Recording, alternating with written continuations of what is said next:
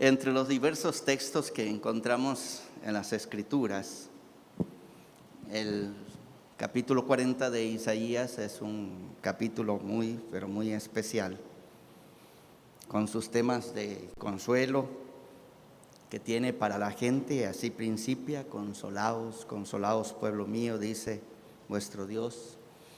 Y la fugacidad de los poderes humanos en contraste con la naturaleza perdurable de nuestro Dios. Isaías 40, 21 hasta el 31 que se leyó, quizás sea una de las poesías más hermosas que ustedes tienen en la palabra de Dios. Y comencemos hablando un poquito acerca de el texto en sí mismo. No hay duda de que este pasaje forma parte de una composición mucho más amplia. Los escritores que han decidido dividir el libro en tres partes: primero Isaías, segundo Isaías, tercer Isaías, nos hablan acerca de esta parte que está en medio, del 40 al 55, como altamente poético en el idioma hebreo. Y así el contexto más inmediato, donde Jehová desafía a los ídolos que presenten sus pruebas, y hasta da risa como anima al carpintero, a las personas que hacen los ídolos, a reforzarlos, ¿verdad? A reforzarlos, porque no van a aguantar la presencia de Jehová cuando Él responda.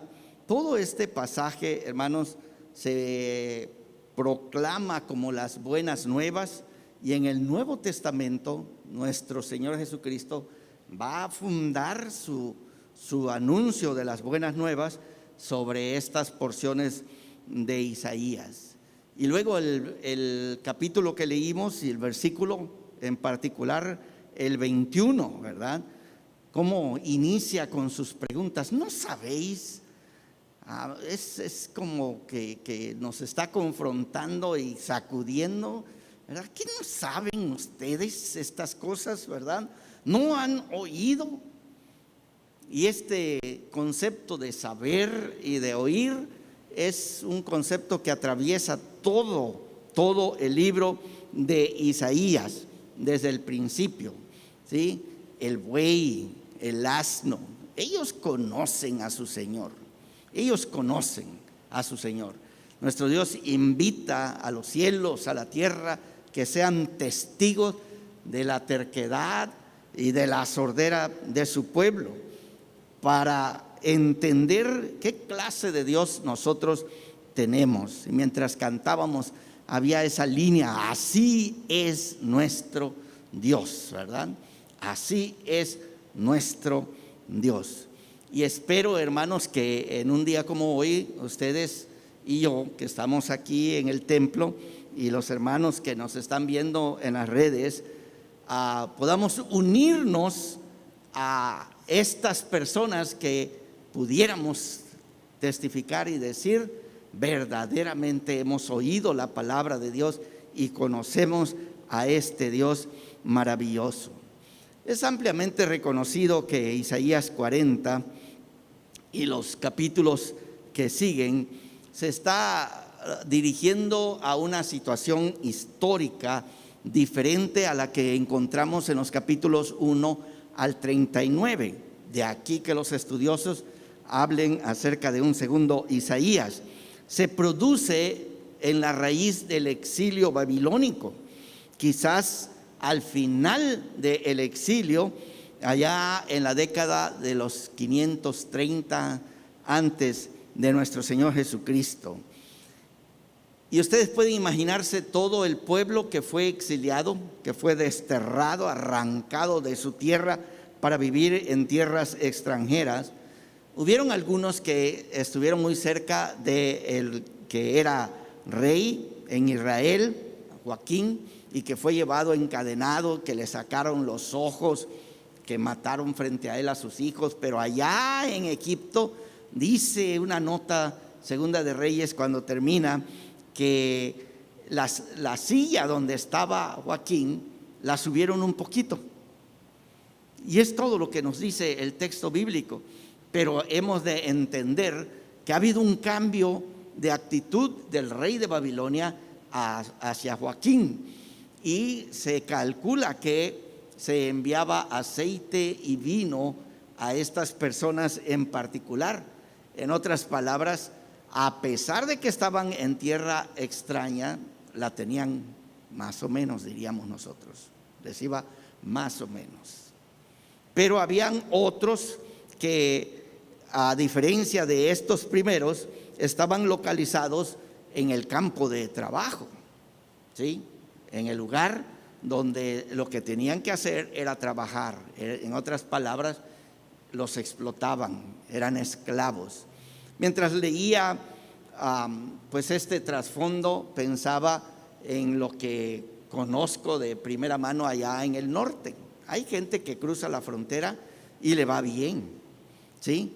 Y desafortunadamente son los que nos animan a cruzar la frontera también a nosotros. Pero hay muchos que no la hicieron. Tenemos muchos desaparecidos. Solamente hay crucecitas en el desierto donde ellos los mordió una serpiente, los balacearon, los robaron, los mataron. ¿Quién sabe? Pero ahí hay un montón de cruces y no se sabe quién está allí enterrado, o sea, de extremo a extremo.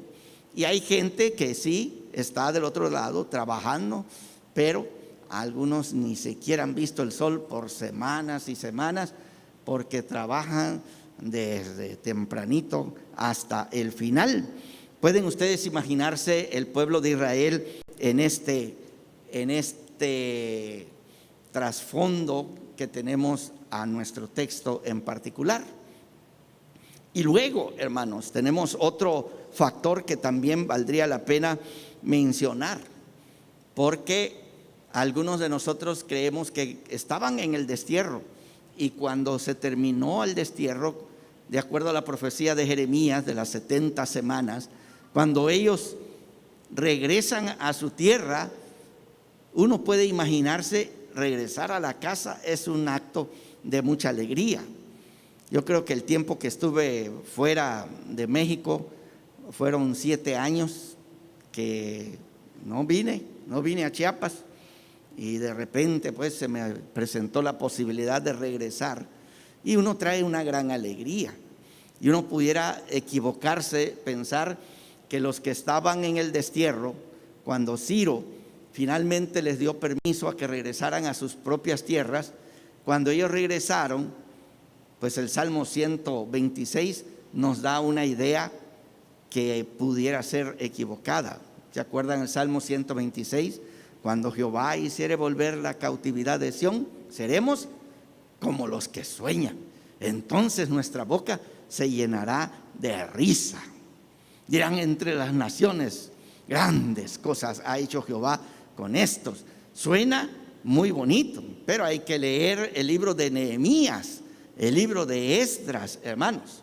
Por ejemplo, en el libro de Nehemías, ustedes van a encontrar allá en el capítulo 11 que nadie quería vivir en Jerusalén. Tuvieron que echar suerte.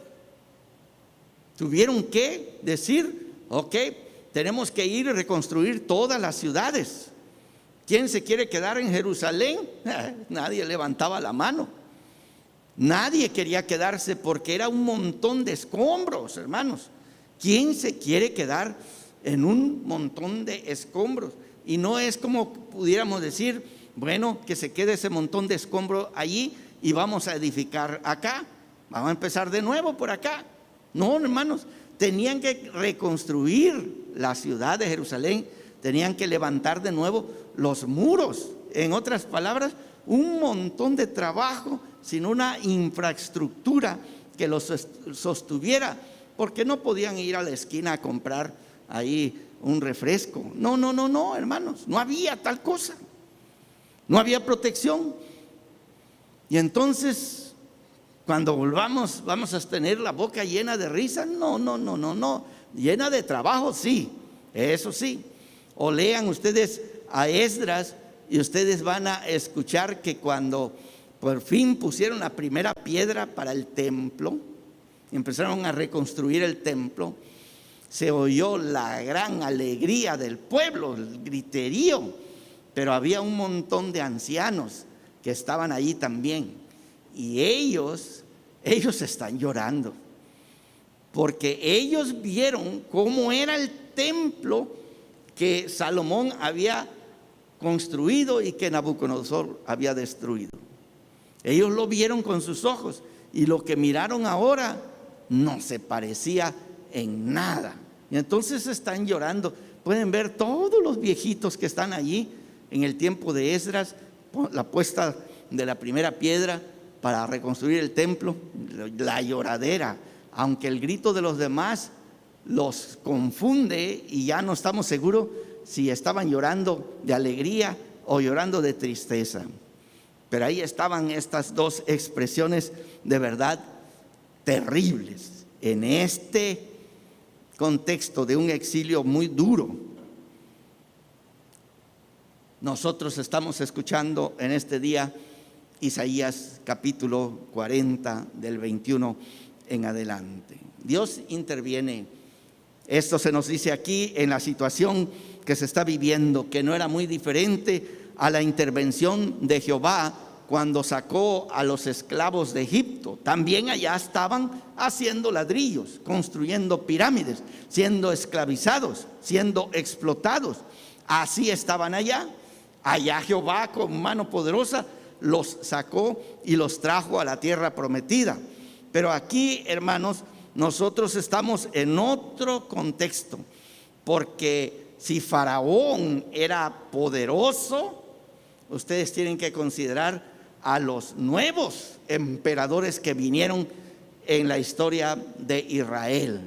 ¿Quién puede negar el gran poder del imperio asirio? Se nos dice que la muralla de Nínive era tan grande que un carro, o sea, de caballos, jalado con caballos, podía correr arriba. ¿Pueden ustedes imaginarse qué tan gruesa estaba la muralla? Como una calle, hermanos, así de grueso. Allí caminaban estos caballos, estos jinetes allí. Eran poderosos. ¿Y qué les parece de los emperadores babilónicos? También escuchamos de Nabucodonosor y luego de su hijo Nabucodonosor, tremendos guerreros, ¿sí? Lean el libro de Habacuc, cómo se escuchan los caballos que vienen corriendo para destruir a Israel. Poderosos, muy poderosos. Y luego los persas, cuando vinieron, que expandieron su imperio mucho más allá, ellos conocían estos poderes. Y el profeta, hermanos, tiene la gran tarea de predicar, y va a predicar de lo incomparable que es el reino de Dios. Contra este contraste que tenemos aquí, el Dios de Israel está por encima de todos estos imperios, y así lo va a afirmar Isaías 40. Me encanta la manera como lo ponen, ¿sí? Todas las naciones poniendo las juntas pesadas en una balanza son como nada frente al reino de Dios. Este es el mensaje que escuchamos. Vuelve pues al tema de la trascendencia de Dios, y con esto permite a los oyentes, a ustedes y a mí también, comprender lo incomparable que es Dios para ellos, y que tenemos que proclamar en el día de hoy que nuestro Dios también está por encima, como dicen los salmos, de los cielos también. Ese es nuestro Dios, ese es nuestro Dios. Uno podría percibir en las comodidades de los versículos finales un mensaje especial para aquellas personas en particular, y yo quiero señalarlos. Si ustedes nunca han hecho esta comparación, hoy la vamos a aprender. Y es que el texto, como empieza, no parece que debe de estar así. Debería de decir, ¿verdad?, que lo primero que pasaría con nosotros son los que caminan. ¿No creen ustedes? Son los que caminan, y luego son los que corren, y luego son los que vuelan. Pero nuestro texto no está así. Nuestro texto empieza con los que vuelan, y luego con los que corren, y finalmente con los que caminan. Y la razón, hermanos, es porque se está dirigiendo a los ancianos. A los ancianos. Son ellos que de alguna manera necesitan escuchar. Están regresando del exilio, y ellos más que nadie necesitan entender que el Dios de Israel es el Dios también de estos ancianos, que para caminar, ¿sí?, ya los pueden ver todos con sus andadores, hermanos. Para caminar se hace dificultoso, pero Jehová da fuerzas al cansado, también al anciano.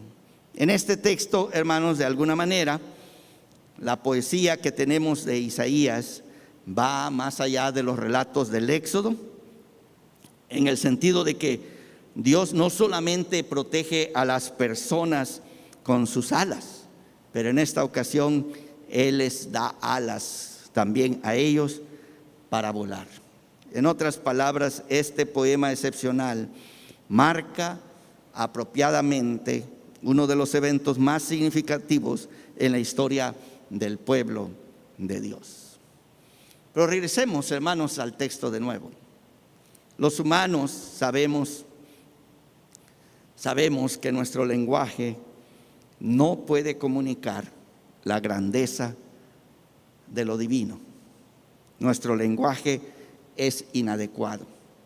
Cuando ya estamos frente a Dios y tratar de describirlo, nuestro lenguaje se vuelve polvo, no puede transmitir las verdades de lo que es nuestro Dios. Y por eso en teología, y sí fui a la escuela, hermanos, y sí tomé las clases de teología, y sí las pasé, les aseguro.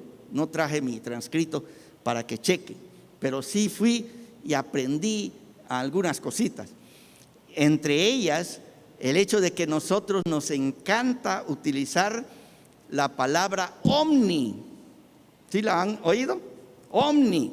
Y luego le añadimos un nombre común, y algo muy cotidiano de nosotros se convierte en algo extraordinario. ¿Qué les parece si unimos potente con omni? Ya estamos hablando de Dios, ¿verdad? Entonces hablamos de que nuestro Dios es omnipotente. Y ya se nos está tratando de decir que está más allá de lo que tú y yo podemos imaginar. ¿Qué les parece la palabra presente? Le añadimos omni, y ahora es omnipresente, que significa que está aquí, está allá y está acullá. ¿Sí? Si es que no es cierto esa anécdota, ¿verdad?, de la vecina que invitaba a su amiga: ven a la iglesia. No quiero ir. Ven a la iglesia. ¿Y quién va a cuidar mi casa? Dios la va a cuidar. Y allá van las dos a la iglesia, y cuando entraron estaban cantando. Nuestra hermana, ¿verdad?, estaba cantando: Dios está aquí. Dijo la vecina: me voy, porque si Dios está aquí, ¿quién está cuidando mi casa, verdad? Nosotros hablamos, Dios es omnipresente, omnisciente, que Dios conoce todo. Bonito el Salmo 139, ¿verdad? Tú me rodeas, Él está enfrente, Él está atrás. Antes que yo tenga la palabra, ¿no se dan cuenta que aquí se forman las palabras y luego ya están en la boca? Sí, pues antes que se forma en nuestra mente, el Señor la conoce toda, omnisciente. Pero nosotros podemos seguir añadiendo. ¿Qué les parece si utilizamos hoy la palabra omniamoroso? ¿Será cierto que Dios nos ama, hermanos? ¿Sí? un director de cine estaba teniendo problemas con sus estrellas porque bien orgullosas las estrellas dijeron: mi camarote dice número 1, pero luego está el otro y dice también número 1. ¿Cómo es posible? Número 1 y número 1, te equivocaste. El otro debe decir número 2. Y le dijo: no, para que ustedes no se estén peleando, a todos los camarotes les puse número 1. ¿Sí? Bueno, tal vez así hace Dios con nosotros. Dios nos ama a toditos nosotros, uno por uno. Y cada uno de ustedes son especialísimos para nuestro Dios, porque Él es amoroso, misericordioso. ¿Qué les parece? También está bueno, ¿verdad? Porque Dios tiene misericordia de todos. Y hoy, ¿verdad? No hay jóvenes, pero para los jóvenes que me escuchan, voy a decirles, ¿verdad? Es omnicool. ¿Sí? Nuestro Dios es ese Dios que de alguna manera está al día, de verdad, al día con todas las cosas. Las palabras omni, en otras palabras, las reservamos para Dios y solo para Dios. El profeta Isaías tiene como misión hablar de la omnipresencia de Dios. Ha sido llamado para proclamar esperanza en medio de la desesperación, a decirles a los exiliados de Babilonia que Dios está en camino de librarlos, precisamente cuando ellos empezaban a dudar. En este gran sermón que él está predicando, el predicador sostiene que el que creó el vasto universo y todo lo que contiene, tiene el poder para restaurar a aquellos israelitas que están en el exilio. Es un sermón, hermanos, difícil de predicar en el contexto en que describíamos que se predicó, porque están en el cautiverio. Y ustedes pueden escuchar el versículo 27 que dice: ¿por qué dices, oh Jacob, y hablas tú, Israel? Mi camino está escondido de Jehová, y de mi Dios pasó mi juicio. En otras palabras, Dios ya se olvidó de mí. Dios se olvidó de nosotros. El predicador tiene que convencer a la audiencia que nuestro Dios no se ha olvidado de nosotros.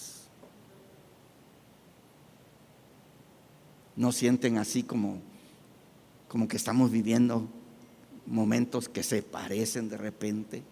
A lo mejor algunos de nosotros no hemos recibido una llamada del pastor. A lo mejor el pastor Samuel no ha ido a visitarlos. A lo mejor su maestro de escuela dominical no le ha llamado. El líder de su célula no ha estado atento a la situación. Su familia no se ha puesto en contacto con usted. Y en algún punto pudiéramos llegar a la conclusión: todos se han olvidado de mí. Isaías está predicando en esta mañana y nos dice: pues aunque tu madre se haya olvidado de ti, Jehová no se ha olvidado de nosotros. Y este es un mensaje esencial, hermanos. En su estrategia homilética, él está arriesgando, pero sabemos que fue eficaz, porque Isaías proclamó la grandeza del Señor en contraste con la insignificancia del pueblo.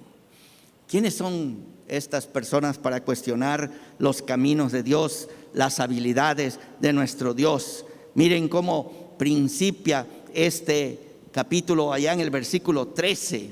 Preguntas, hermanos, desde el 12 está con sus preguntas, pero escuchen el 13.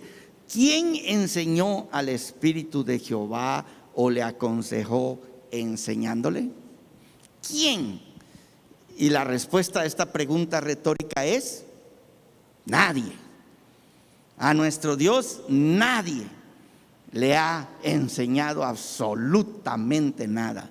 Hay un movimiento, y me encanta esta teología, se llama teología del proceso, que cree que este es el mejor universo que Dios ha podido crear, pero antes creó otros que no le salieron tan bien, pero como estaba practicando, ¿sí? Los destruyó y otro los destruyó, y este es el que más o menos le ha salido.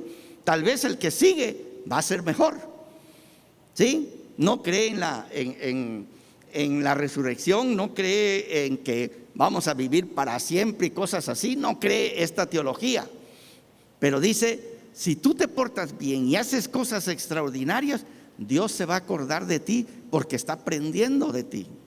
Wow, suena bonita la teología, solamente que Isaías no cree esta teología.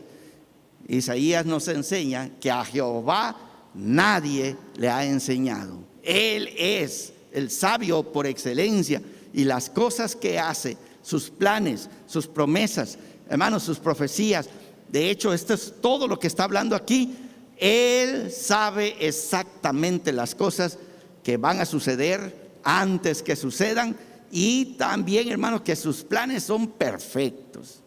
Pero yo me veo a mí, hermanos, en la situación en que estoy y concluyo: pues ¿qué le pasa al Señor? ¿Se olvidó de mí?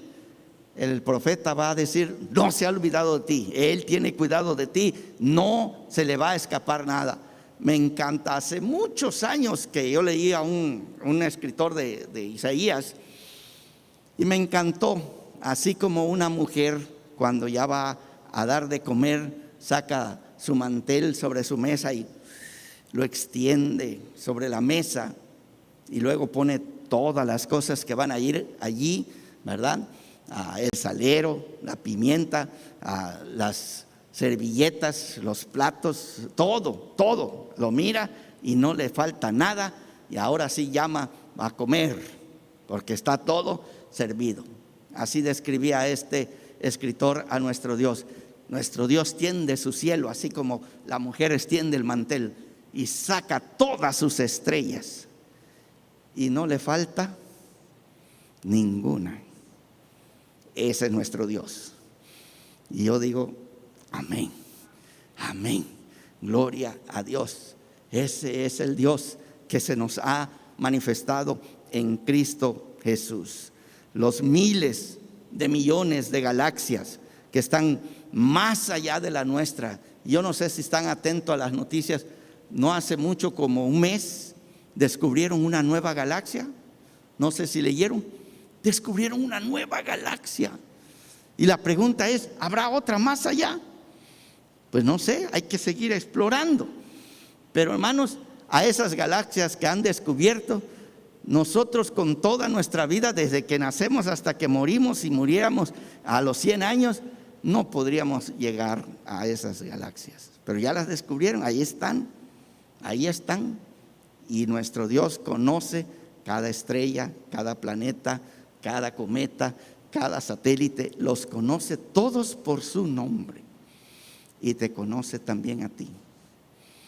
El Señor Jesucristo va a decir: tus cabellos están contados. Wow. Sabe que hoy que nos bañamos y que nos peinamos, se vinieron unos, ¿verdad? El Señor ya lo veo diciendo: se le cayeron como 20, ¿verdad? Sabe toditos nuestros cabellos. Nosotros, hermanos, ante este Dios somos insignificantes, nada. Este profeta, hermanos, es un maestro en poner a Dios y a la humanidad en perspectiva. Hace esta maravillosa pregunta retórica: ¿con quién me compararás? ¿Quién es mi igual? Hermanos, cuando nos plantea estas preguntas, ustedes y yo las conocemos las respuestas litúrgicamente, aquí en el templo, aquí en la adoración. ¿Quién como Jehová? La respuesta es: ninguno. No hay comparación. Simple y sencillamente no hay comparación. Pero en la práctica, hermanos, cuando sacas tu dinero y no te alcanza, Cuando te llega la cuenta y dices, ¿y ahora cómo le voy a hacer? Cuando te pega la enfermedad y tú dices, ¿y ahora quién tiene los recursos para poder enfrentar esta circunstancia? Hermanos, yo tendría que decirles, he oído historias maravillosas. Saben que hace muchos años un hombre vino aquí a Tuxtla Gutiérrez y preguntó por una iglesia, y la operadora que contestó el teléfono no hablaba inglés, y el señor que hablaba por el otro lado no hablaba español, y él me contó que estuvieron como 20 minutos, pero finalmente la operadora logró darle un número de teléfono de una iglesia. Ese día era sábado en la tarde. Normalmente no estoy los sábados en la tarde en mi oficina. Ya estoy en la casa preparándome para todo lo que viene el domingo. Pero ese día ahí estaba. Sonó el teléfono, no había secretaria, levanté y la primera pregunta fue, ¿Do you speak English? Y le dije, yes, y empezamos a platicar. El número de teléfono que esta operadora le dio fue el nuestro. Me encontró y el domingo siguiente, tempranito, estaba allí en la oficina y platicamos. Y me dijo, mi hijo es un aviador, viene a trabajar aquí a Tuxtla y le estoy buscando una iglesia a donde asistir. ¿Tú crees que puede asistir a tu iglesia? Le digo, claro. 2 cosas quiero yo para mi hijo. Le digo, ¿qué quieres? Que aprenda español. Le digo, facilito. Si está aquí, va a aprender porque va a aprender. Y lo segundo, quiero que se case con una mexicana porque ya quiero bambinitos, me dijo. Le digo, eso no te puedo ayudar. Pero saben, ese domingo vino esta joven a trabajar con el doctor Jonathan Salgado. Y ahí estaba, yo la conocía, que fuimos traductores allá en Estados Unidos para la iglesia de Nazareno. Y aquí estaba, la muchacha Rodríguez. Empezamos, y le digo, ¿qué haces aquí? Empezamos a platicar. Y le digo, qué bueno que viniste hoy. Tengo un gringo que va a venir aquí y necesito que me ayudes. Me dijo, sí. Cuando vino, ahí los presenté, se conocieron, se sentaron por alguna parte y empezaron. La historia se las tengo que hacer más cortita porque se casaron ellos. Se casaron, se fueron a los Estados Unidos, allá viven. Pero lo que ustedes probablemente ya no escucharon es que esta hermana le descubrieron que tenía un problema aquí en la espalda que no desarrolló desde que nació, y por eso a través de su vida ya tenía muchos dolores de cabeza. Cuando le hicieron los estudios, descubrieron que necesitaba una operación. Y había solo 2 doctores en el mundo que podían hacer esa operación. En el mundo. Uno estaba en Los Ángeles y el otro estaba en Washington, D.C. Y el hermano, el suegro, tenía contacto con un senador, habló con él si le podía ayudar, y ustedes no lo van a creer, pero fue operada en Estados Unidos por este doctor y Estados Unidos pagó por la operación. ¿Sí? Yo les pregunto, ¿ustedes creen que Dios conoce su nombre? ¿Creen que nuestro Dios conoce sus necesidades? ¿Creen ustedes, hermanos, que nuestro Dios conoce por el lugar, el camino que ustedes están atravesando? Pues si ustedes no lo creen, este predicador que está aquí, que se llama Isaías, que es el que está detrás de este capítulo 40, él testifica que nuestro Dios conoce todo de nosotros. Nuestro Dios es maravilloso, hermanos. Nuestro Dios es asombroso. cuando contamos de sus maravillas, cada una de ellas es especial y hay que escucharla y alabar el nombre de nuestro Dios. Nosotros lamentamos la muerte de personas que mueren muy jóvenes, que deja a sus hijos, que deja a su esposa o su esposo con hijos muy pequeños. Nosotros lo lamentamos, lloramos y estamos diciendo todo esto es una tragedia, pero en este contexto no sé si ustedes han tenido la fantasía de ser ahí Aladino con su lámpara. Si ustedes pudieran tener ese poder para cambiar la historia, ¿no? Para traer de nuevo al papá, a la mamá, para traer el niño chiquito que se murió a la vida. Nosotros soñamos a veces con estas cosas y nos preguntamos, ¿dónde está Dios? Isaías nos recuerda que los caminos de Dios no son nuestros caminos, que los pensamientos de Dios no son nuestros pensamientos.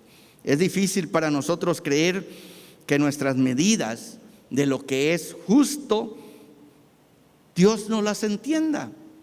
Pero la mera verdad, hermanos, que la justicia de Dios sobrepasa todas las ideas que nosotros tengamos de las justicias.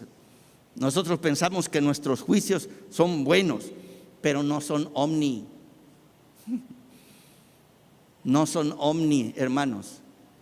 Los únicos juicios que son omni son los que nuestro Dios emite. Y nosotros tendremos que aprender a confiar en este Dios.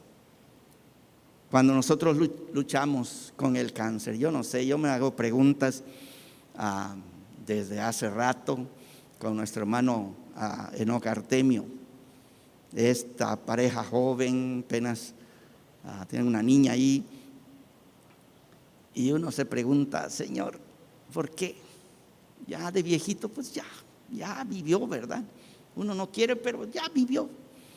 Pero estas parejas que están recién casadas, apenas empiezan y que están enfrentando estos problemas, ¿no pudiera ser que nosotros pudiéramos hacer un mejor trabajo que Dios, hermanos? Si Dios les diera a ustedes la oportunidad de jugar, ser Dios como en la película, me encanta, ¿verdad? Que le hace así. ¿Y por qué? Porque todos están ahí quejándose que quieren, ¿verdad? Y se le ocurre contestar en el teclado, ¿verdad? A todos les permite que ganen la lotería. A todos les dice que sí. Y es un desastre la ciudad por esto. Hermanos, este predicador nos está desafiando a ustedes y a mí. Podemos confiar en este Dios que es omni y todo lo que ustedes quieran ponerle, hermanos. ¿Creen que podemos confiar en Él? Cuando se terminan los cálculos de comparar nuestra pequeñez con la grandeza de Dios, tal vez algunos de nosotros pudiéramos tratar de escabullirnos en la desesperación, en la negación, pudiéramos arrastrarnos de regreso llorando, o pudiéramos ir y entrar en las manos salvadoras de nuestro Dios y escuchar la palabra que Isaías proclamó. Isaías proclamó que iba a nacer un niño. ¿Y qué creen? Nació un niño. Y que el reino se iba a poner sobre sus hombros. ¿Y qué creen? Él es el Rey de Reyes y Señor de Señores. Isaías anunció que este era el siervo sufriente y que lo iban a despreciar, rechazar, crucificar. ¿Y qué creen? Todo sucedió como este anunció. Y también anunció que iba a resucitar. ¿Y qué creen? Resucitó, porque detrás de las palabras de este predicador está este Dios que es omnipotente, omnisciente, misericordioso y todo lo demás. Y nos invita a nosotros, criaturas inconsecuentes, a arrojar nuestras vidas en las manos de este Dios asombroso. La proclamación, hermanos, de Isaías no es como nosotros operamos. Nosotros operamos en otro nivel. Pero la invitación es, ahí donde tú estás, con todos tus problemas, ¿crees que pudieras decir en este día: Padre Santo, pongo mi vida, mis sueños, mis preocupaciones, mis ansiedades, las pongo en tus manos, y allí están mejor que en las mías? ¿Quién como Jehová, hermanos? Magnífico en poder, magnífico en santidad, magnífico en amor, magnífico como la pongas. Él es el Dios de Israel, Él es el Dios y Padre de nuestro Señor Jesucristo, y también quiere ser el Padre de tu vida, si tan solo te atreves a confiar que tus planes están mejor en las manos de este Dios que todo lo sabe. Que este Dios que tiene el mundo en sus manos, el universo en sus manos, también tenga tu vida en sus manos. Señor les bendiga, hermanos.